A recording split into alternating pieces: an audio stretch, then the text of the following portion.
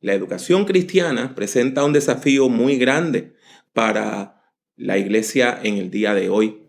Y hoy, precisamente considerando ese desafío, vamos a estar hablando de algunos aspectos teológicos, aspectos de la formación espiritual, vamos a estar ofreciendo definiciones y vamos a estar aplicando esto al ministerio de nuestra iglesia.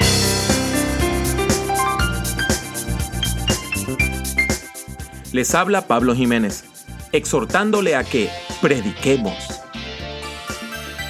Le doy la bienvenida a este podcast dedicado a la predicación, el liderazgo y la teología pastoral.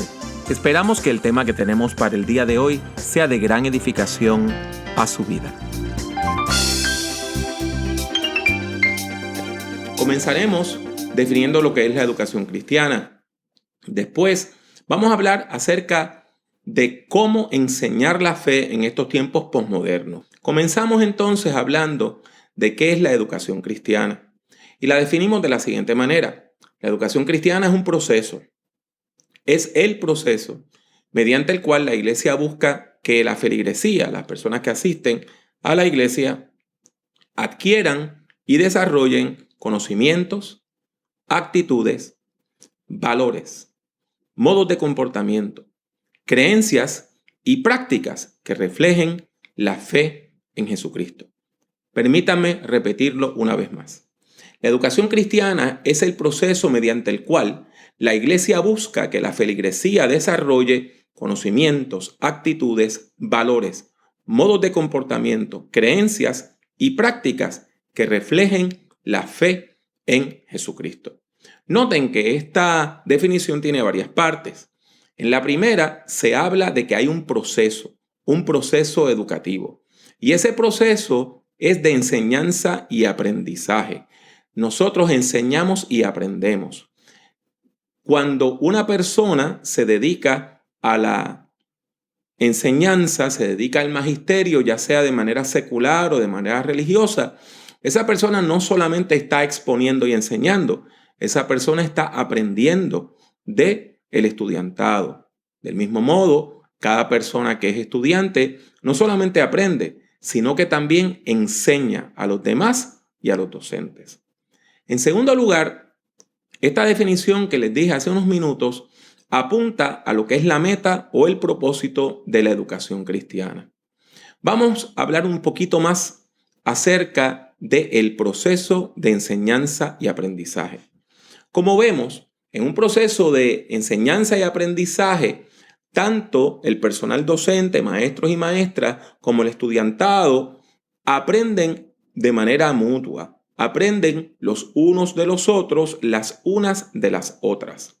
Así que, tanto docentes como el estudiantado, nos convertimos todos en educadores y educandos. No solamente yo enseño, yo aprendo de mi estudiantado. Y no solamente mi estudiantado aprende de mí, sino que también me enseña a mí y le enseña a las otras personas. Con esto estamos afirmando que la educación es un proceso comunitario. Es un proceso que se da en comunidad, que se propicia por medio del diálogo y por medio de la interacción entre el personal docente y el estudiantado. Ahora, hay algo bien importante que nosotros necesitamos tener claro. Y es que cada uno de nosotros, cada una de nosotras, cada persona que se dedica a la enseñanza no puede olvidarse de quién es. No puede dejar atrás quién usted es. Por lo tanto, hay personas que dicen que quien enseña, se enseña. Quien enseña, una de las cosas que está haciendo es indicando quién es esa persona. Cuando usted enseña, usted transmite algo de usted. Usted comparte parte de su vida con el estudiantado. ¿Y a qué se debe eso? A que la educación neutral no existe. No existe tal cosa como una educación neutral. ¿Qué yo quiero decir? Tome mi caso. Yo soy un hombre, soy puertorriqueño, nací en los Estados Unidos y me he criado en un ambiente completamente bilingüe. Lo mismo hablo inglés que hablo español, he vivido en Estados Unidos, he vivido en el Caribe de habla inglesa y el Caribe de habla hispana. También he viajado por varios lugares de América Latina y viví por un par de años en San José de Costa Rica. He ido más de 20 veces a Colombia, he ido más de 25 veces a México. Por lo tanto, yo soy el resultado de todas mis experiencias. Tengo estudios, tengo una fe como creyente, como una persona cristiana. Y cuando yo voy a enseñar, yo tengo que traer a todo mi yo, a todo mi ser. Yo no puedo decir que voy a enseñar de manera neutral, porque la neutralidad no existe. Yo no dejo de ser Pablo cuando enseño. Yo no dejo de ser cristiano cuando enseño. Yo no dejo de ser puertorriqueño cuando enseño. ¿Que me puedo tratar de identificar con personas distintas? Claro que sí. Y hacemos ese esfuerzo. Por ejemplo, cuando una mujer lee la Biblia desde su perspectiva femenina, la lee de una perspectiva muy distinta a la mía. Eso no quiere decir que la mía esté mal o la de ella está bien. Lo que quiero decir es que cada una de las personas que lee la Biblia trae sus experiencias. Una mujer mexicana va a leer la Biblia como una mujer mexicana. Yo como hombre puertorriqueño leo la Biblia como hombre puertorriqueño. Y no solamente eso, no solamente está la cultura, también está el lugar donde uno vive, el tiempo donde uno vive. En estos momentos, nosotros estamos viviendo por un tiempo de pandemia. Eso afecta cómo nosotros nos acercamos a la educación. Eso afecta cómo nosotros leemos la Biblia. Por ejemplo, muchos de nosotros nunca le habíamos prestado atención a las enfermedades contagiosas en la Biblia hasta que vino esta pandemia. O sea que eso está influyendo nuestra manera de leer la Biblia. Usted y yo formamos parte de un sistema social. Usted y yo formamos parte de una comunidad. Vivimos en países que tienen culturas y que tienen sistemas políticos. Por lo tanto, todos nosotros, por más que tratemos, no podemos dejar de ser nosotros cuando enseñamos. Esto es bien importante porque la experiencia tiene un lugar muy importante cuando nosotros enseñamos. Déjenme darle un ejemplo. Usted recuerda que en la Biblia hay una parábola que se llama la parábola de los obreros y las horas. Un hacendado va y busca empleados para que empiecen a trabajar a las 6 de la mañana, otros a mediodía, otros a las 3 de la tarde, y él sale y encuentra que hay personas que a las 5 de la tarde, faltando una sola hora para terminar, todavía no habían conseguido trabajo. Y entonces ese hacendado contrata a esa persona que trabaja nada más una hora. Cuando termina el día, él le paga un denario que era el salario de un día a todas aquellas personas que trabajaron con él. Pues, ¿qué ocurrió? Pues algunos se quejaron. Pues, ¿cómo va a ser que yo trabaje 8 horas y me vas a pagar el día? Y aquel hombre trabajó una hora y le vas a pagar el día. Y la respuesta es que todas aquellas personas que trabajamos en el reino recibimos la misma recompensa. No importa el tiempo. Y la Biblia dice, me estás criticando, dice el hacendado, porque yo soy misericordioso. Cuando yo estaba en el seminario, yo leí un libro muy bueno, excelente, sobre las parábolas escrito por un erudito alemán llamado Joachim Jeremías.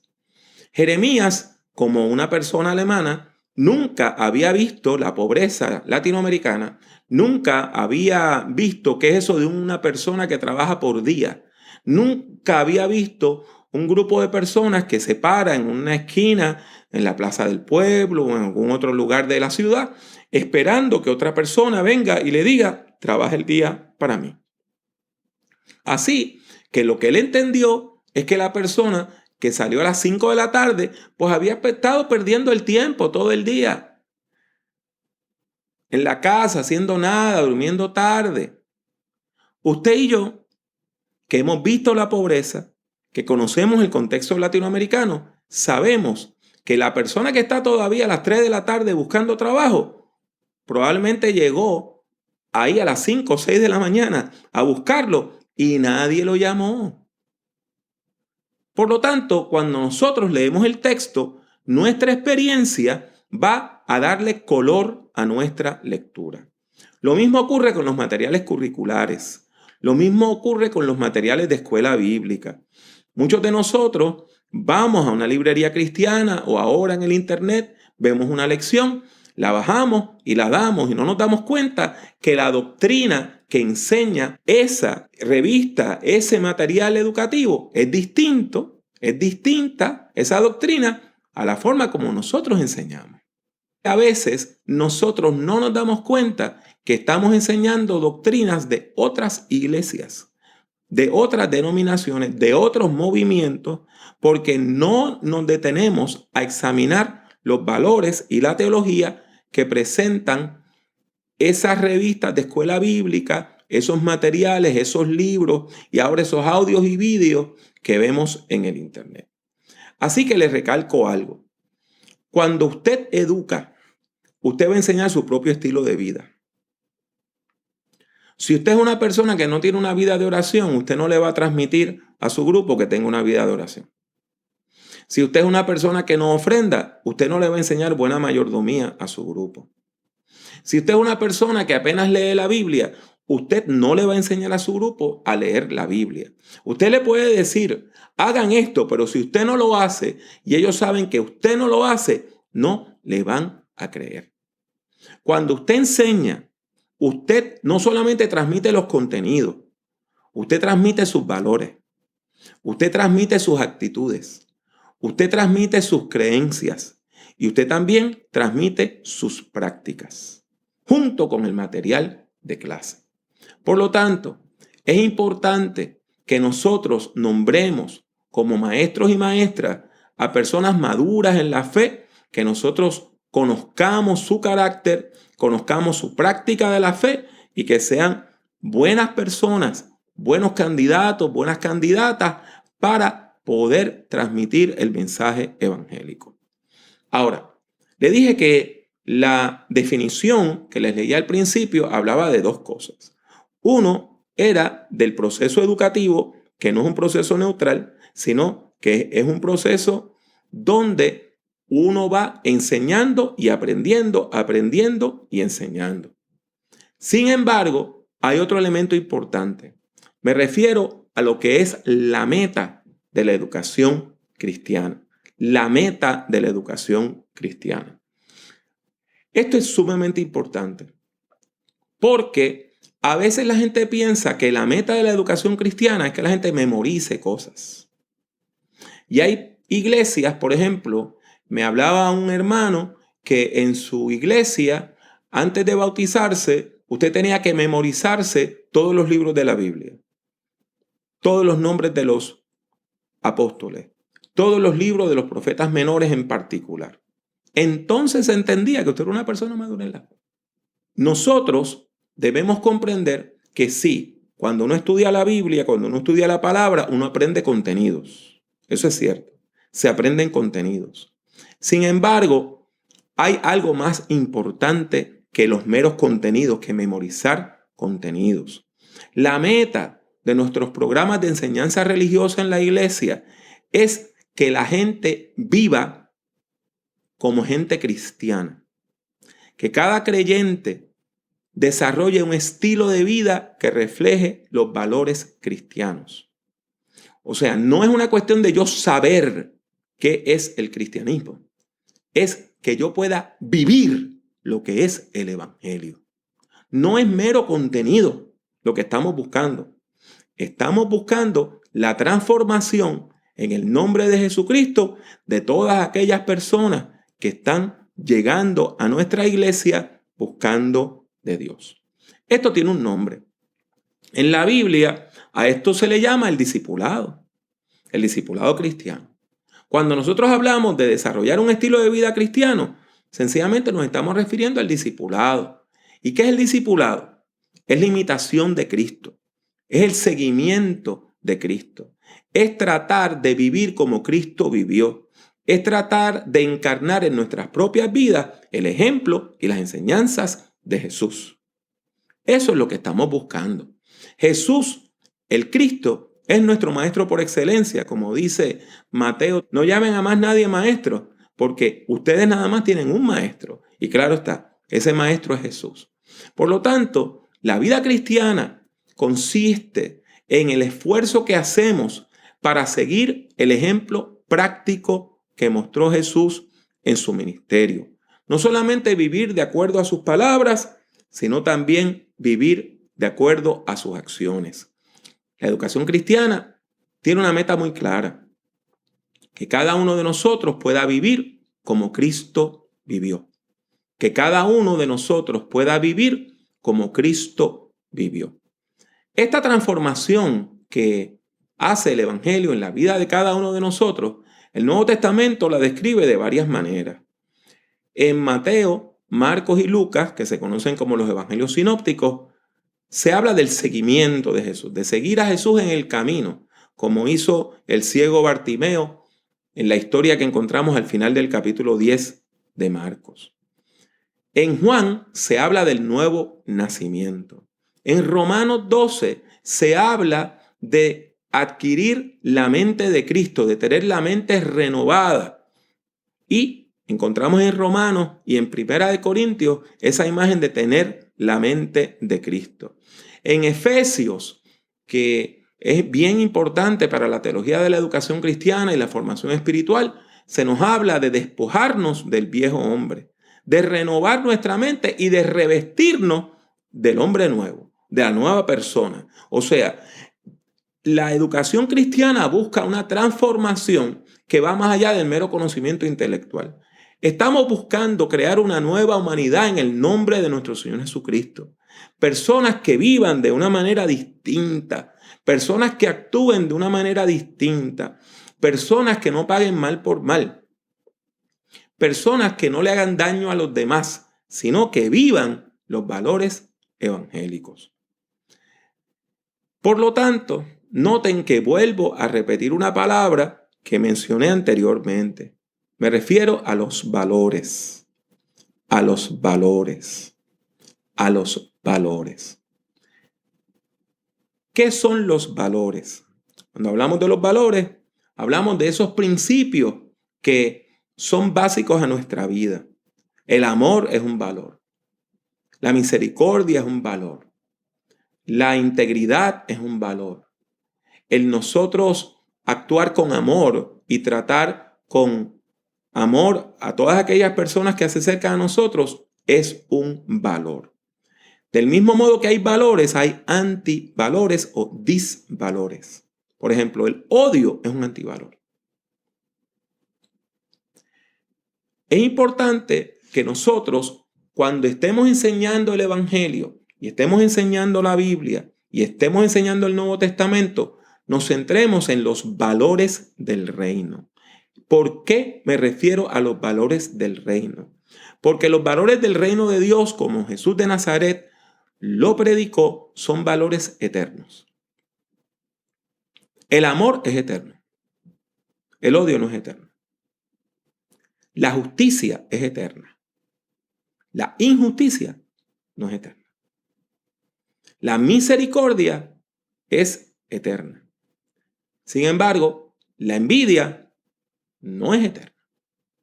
En ese sentido, nosotros no solamente tenemos que enseñar los contenidos, hay que enseñar los valores.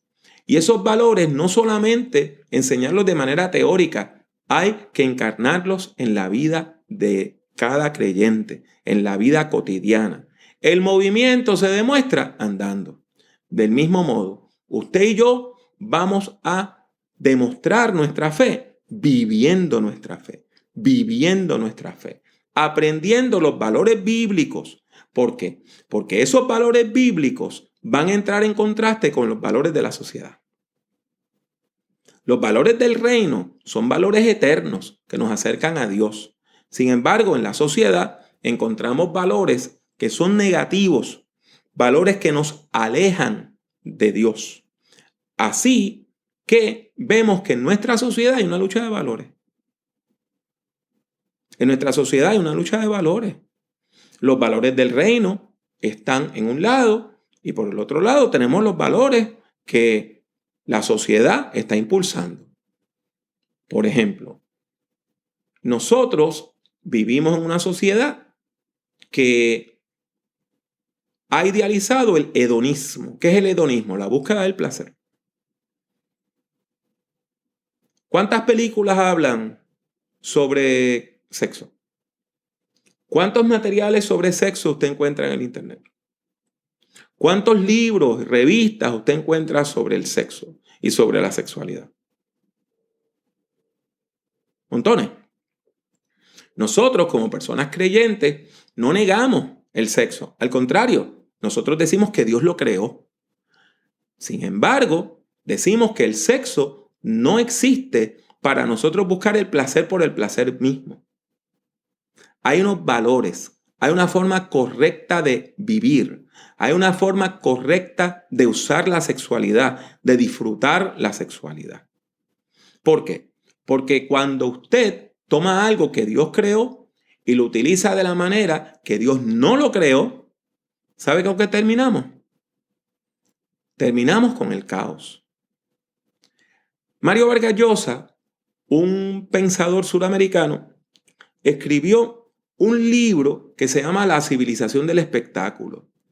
Y Vargas Llosa no es creyente evangélico. Él es un comentarista de la sociedad. Y una de las cosas que él dice es que la pornografía implica la muerte de la sexualidad. Así como lo escucha, la muerte de la sexualidad. Porque lo que ocurre es que como la gente recalca tanto, el sexo, se demuestra de todo, al final matan la sexualidad. Cuando una persona se dedica a ver material pornográfico todo el tiempo, llega un momento que la fantasía que le produce eso comienza a ser más llamativa que estar con su propia pareja. Cuando nosotros usamos lo que Dios nos ha dado de la manera incorrecta, lo destruimos. Eso está pasando con el ambiente. Dios nos creó el mundo y Génesis 1 dice que Dios le dijo al ser humano, tú vas a administrar esto. Pero cuando nosotros contaminamos el ambiente, cuando destruimos montañas, cuando echamos aceite o petróleo sobre una bahía hermosa y matamos a todos los peces y toda la vida marina que hay ahí, eso no es administrar, eso es destruir. Uno de los valores que nosotros tenemos como creyentes es que el mundo no es nuestro, que el mundo es de Dios. Y como el mundo es de Dios, yo no lo puedo destruir porque no es mío. Me ha tocado a mí administrarlo para pasarlo a otras personas y responder de mi administración, de mi mayordomía ante Dios. Cuando nosotros entonces entendemos que la fe cristiana implica una lucha de valores, la educación cristiana toma un lugar primordial, porque es por medio de la educación cristiana que nosotros le enseñamos a la gente a propiciar ese encuentro crítico, a manejar ese encuentro crítico entre los valores del mundo y los valores del reino. Es importante que nosotros entendamos que en la iglesia tenemos que enseñarle a la gente que hay una lucha de valores y que cada uno de nosotros tiene que escoger, como dice el libro del Deuteronomio, Dios pone delante de nosotros el bien y la vida, el mal y la muerte, y nos dice, escoge la vida, escoge la vida. Sin embargo, ¿cuántas personas alrededor nuestro escogen la muerte? ¿Cuántas personas escogen la violencia? ¿Cuántas personas escogen la drogadicción? ¿Cuántas personas escogen el sexo irresponsable, el alcoholismo, conductas antisociales y conductas que son a la larga destructivas? Por lo tanto, mis hermanos y mis hermanas, en esta hora queremos recalcar que la educación cristiana busca liberar a la gente del pecado y de sus consecuencias. Que ya no vivamos para la carne y para el mundo, sino que vivamos para Dios. Que nosotros cultivemos, como dice el Nuevo Testamento, los valores de arriba y no nuestros instintos más bajos. Por lo tanto, podemos decir que la tarea educativa de la iglesia tiene 3 aspectos importantísimos. Y son fáciles de memorizar. Hágalo conmigo. La iglesia, por medio de su ministerio educativo, por medio de la educación cristiana, forma, informa y transforma. ¿Lo vieron? Forma, informa y transforma. ¿Qué queremos decir? Por medio de la formación espiritual, debemos formar el carácter, las habilidades y el comportamiento de cada persona creyente. Debemos informar la mente. Debemos informar la práctica de la fe. Debemos informar la vida devocional de cada creyente.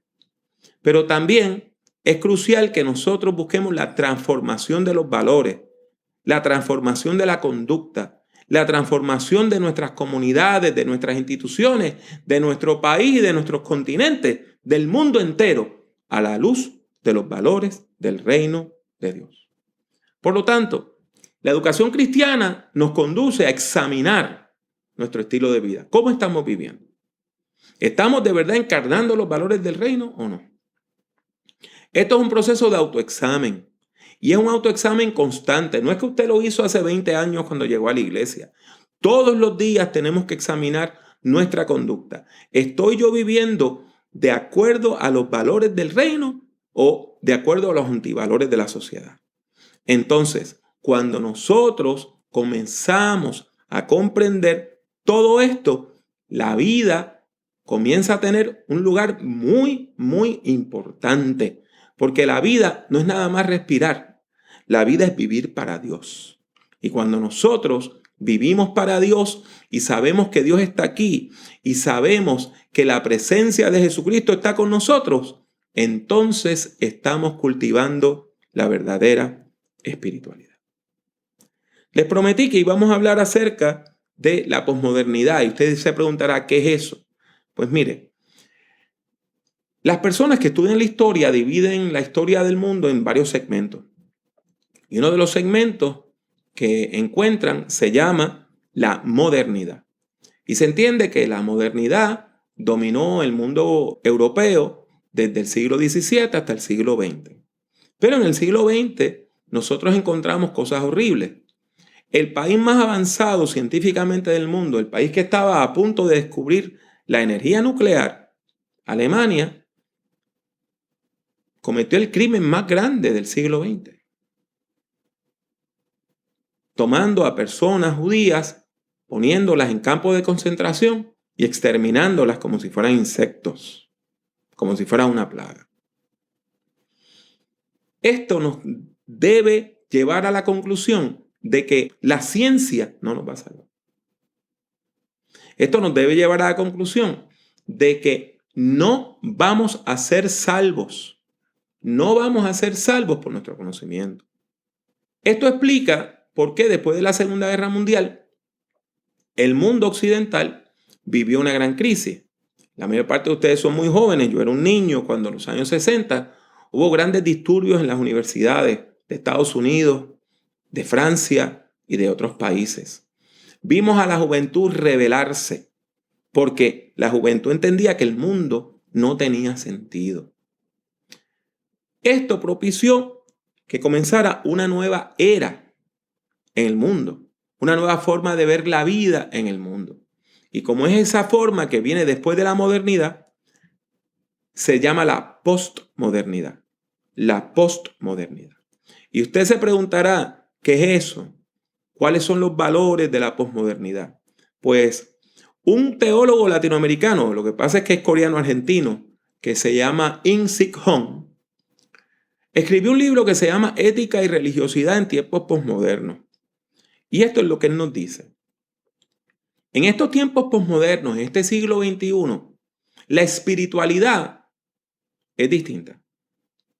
En primer lugar, es subjetiva. La gente está buscando lo que me hable a mí.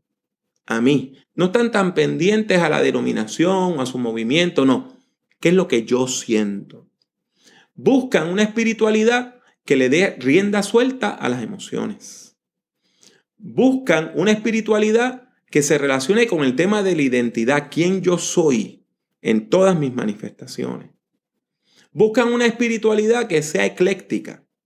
Cuando usted va a una de las pocas librerías que quedan acá en Estados Unidos o de las librerías que quedan en nuestros países latinoamericanos y una persona va a la parte de religión, ya no encuentra libros nada más cristianos.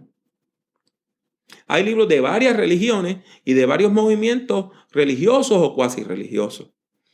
Hace un año yo estaba en San Juan, Puerto Rico, y fui a una de las pocas librerías que quedan allí y le pregunté a la persona que dónde estaba la parte de religión, porque estaba buscando un libro donde yo escribí. Y la persona me dice, ¿qué religión? Hace 20 años nadie a usted le preguntaba en Estados Unidos de qué religión usted estaba buscando. Porque se entendía que todo era cristiano, cristiano, cristiano y allá había un lugarcito para los libros no cristianos.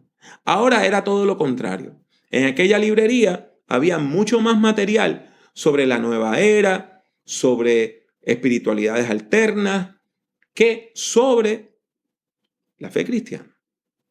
Y usted ve que la gente hace mezcla. La gente lo mismo escucha a un predicador evangélico que le presta atención a lo que dice el Papa por medio de su Twitter, que se lee un libro sobre espiritualismo o santería y ahí van haciendo su propia espiritualidad. También la espiritualidad posmoderna es anárquica. ¿Qué queremos decir con eso? La gente no cree en instituciones. La gente no cree en las instituciones. Y como la gente le ha perdido la fe a las instituciones, a veces si algo viene de una iglesia lo rechazan.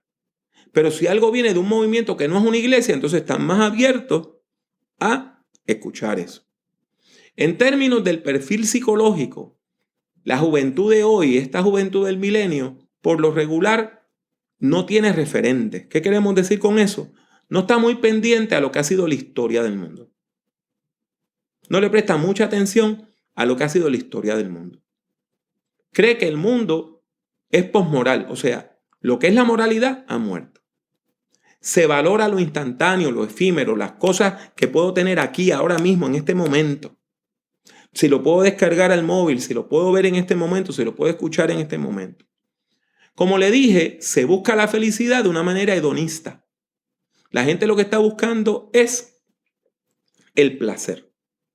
Y otro punto que es sumamente importante es que hemos perdido la habilidad de discernir la verdad de la fantasía. Ahora mismo estamos viviendo una época de pandemia. En los Estados Unidos hay cerca de 9 millones de personas infectadas. Hay casi 300,000 personas que han muerto. Y hay personas que dicen que el virus no existe. ¿Por qué? Porque vieron algo en YouTube o porque vieron algo en la televisión o que vieron algo de una persona que dice que nada de eso existe. Hay personas que dicen que el holocausto, o sea, el asesinato de las comunidades judías, que eso nunca ocurrió. Hay gente que dice que el holocausto nunca ocurrió, que Hitler no mató a esa gente, que esa gente no murió, que todo es una mentira. Entonces, vivimos en un mundo donde la gente no sabe discernir la realidad de la fantasía, no sabe discernir la verdad de la mentira. Y otro punto importante es que hoy las nuevas generaciones interpretan el mundo desde una perspectiva psicológica. ¿A qué me refiero? Si una persona entra y mata a 10 personas, inmediatamente alguien dice, está loco. O si no, alguien dice, pero ¿cómo fue que lo criaron? Porque la gente no piensa que el mal existe. Y piensan que si esa persona hizo eso, es porque le educaron mal. Nosotros entonces estamos en un momento puntual donde la educación también se ha vuelto posmoderna. La educación también se ha vuelto posmoderna. La educación hoy es pluralista. La educación hoy cree en la espiritualidad, pero no en la religión. Y está abierta a religiones que no sean cristianas. Cuando usted le habla de religión, a las personas jóvenes, la mayor parte de las personas jóvenes tienen una opinión muy alta de Jesús, pero no creen en la iglesia y no creen en líderes religiosos. No creen en curas y no creen en pastores, pero creen en Jesús. La educación cada vez se vuelve más asincrónica. ¿Qué queremos decir con eso? Es una educación donde cada uno de nosotros, donde cada persona estudia en su tiempo, en su momento. La lección está en el internet. Algunas personas entran a las 2 de la mañana y otras personas entran a las 12 del mediodía. Y están estudiando lo mismo, pero lo están estudiando en momentos distintos. La educación cada vez es más inductiva y coloquial. ¿Qué quiere decir inductiva? Que usted motiva al estudiantado a buscar información, a hacer investigación, a llegar a sus propias conclusiones. Coloquial, pues cuando usted ahora toma un curso por internet, una de las cosas que se ha convertido en básica son los foros. Ahora en la institución donde yo enseño a tiempo completo, se está requiriendo que cada curso debe tener por lo menos 3 foros. Y en esos foros la gente ve materiales, escucha materiales, lee materiales, tiene que dar una respuesta y responder a los comentarios de otras personas para que haya diálogo. Para que haya diálogo. Le acabo de decir algo importante. Hoy la educación incorpora el audio, los archivos de audio, el vídeo, el uso de las redes de comunicación social. Se privilegia el diálogo, se privilegia el intercambio de ideas. Y mientras antes solamente estudiábamos como texto los libros, hoy en una clase podemos ver una película, el cine, podemos escuchar una canción, podemos ver otros tipos de formatos que también se convierten en textos. Por lo tanto, es importante que nosotros, cuando estemos estudiando, cuando estemos viendo lo que nos dice la cultura, comprendamos todo lo que nosotros podamos ver en la cultura. Todo tiene un contenido ideológico, un contenido religioso, nos habla de valores y de antivalores. Nosotros tenemos que enseñarle a nuestro estudiantado, a nuestros hermanos y hermanas en la fe, tenemos que enseñarle a poder analizar todo lo que ven y todo lo que escuchan a la luz de la fe de Jesús. Les habla una vez más Pablo Jiménez. Deseo darle las gracias por escuchar este podcast. Si desea escuchar o ver algunas grabaciones adicionales, estas son las opciones. Suscríbase a Prediquemos por medio de iTunes o de su aplicación favorita para descargar audio desde el internet. Si ha disfrutado de este programa, le ruego que deje una valorización positiva del mismo, ya que eso ayudará a que otras personas puedan encontrar nuestro podcast. Visite nuestra página en el internet drpablojimenez.com. Allí encontrará centenares de documentos en texto, audio y vídeo relacionados a la predicación, la teología pastoral y el liderazgo cristiano. El acceso a todos estos documentos es completamente gratuito. En YouTube, acceda a mi canal, que también se llama Dr. Pablo Jiménez. Allí hay más de 800 vídeos de sermones, conferencias y además algo de música cristiana. En las redes sociales me consigue utilizando el mismo nombre, Dr. Pablo Jiménez. En particular, puede encontrarme en Twitter, Facebook, LinkedIn, Tumblr y también en Instagram, entre otras redes. Y si desea comprar algunos de mis libros, tales como Principios de Predicación o Predicación en el siglo XXI, tiene 2 opciones. La primera es ir a la sección de libros en mi página drpablojimenez.com. La otra es ir directamente a amazon.com y colocar mi nombre, Pablo Jiménez, en el buscador. Ha sido mi placer tenerle en este podcast. Que Dios le bendiga mucho y que Dios le bendiga siempre.